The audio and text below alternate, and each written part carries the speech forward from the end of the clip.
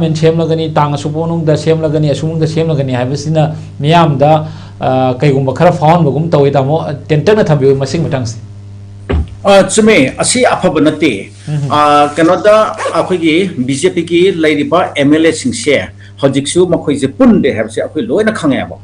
punde kesu kanoda amatta oina makhoi kesu leite lepinate tongan tongan makhoi tawi lobby adum makhoi ki tongan ba group sing adum leinai aduka lusingwa oigatawa oiningba khara leina aina hojing hakki mawangda ming panjagri tuni hairiba mayam se makhoi ki lobby group sing tonga tona loin leina ba ngakta ne aduna makhoi na akhoi mayam pullaga leiri punminari anu balenga masim na kutang akhoi tharang tauri amasung atu matamda lenga semla ni ai thajab lei akhoi maduda sem ko matamda lusing madi kanano ama ening oiningba oisno center na hapako matamda akhoi aduda support tabani ka na haibo wafum se masita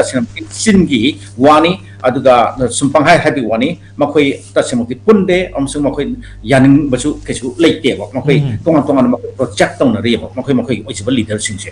aduna singba mayam se leire aduna mamang su delhi da akhoi BJP ki MLA sing loina mak kaure haraga ma kanota tawdana akhoi summit patraga amta BJP ki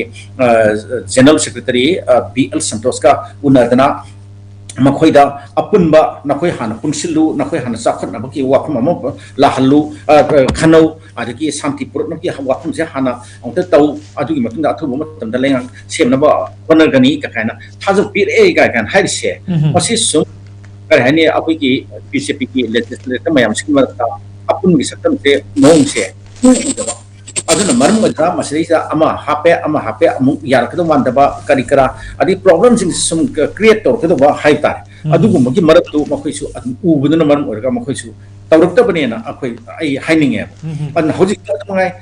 kanoda akhoi legislator mayam si makhoi punde aduna punde baduna maram oidana makhoi ki tonga tonga source mayam na aman semgani hai aman semoi hai adu makhoi bu sap mana teba adu makhoi da wari sanari ba Delhi de phami ba makhoi ki BJP ki so called leader singdo aduna su makhoi masem gi marakta su manadabra karino gyan ta tre moi pire pause amadana ama hai tawre harga to an sum thamba masimak su ngasagi aikoi ki Manipur ki crisis se masi sangdana gi macha amane aduna masi su adum aikoi ki deep state Manipur se thugaina na ba honar pada madu su yaurabra habki masi su adu hi khana ngai yamna maru factor mani na ai haininge na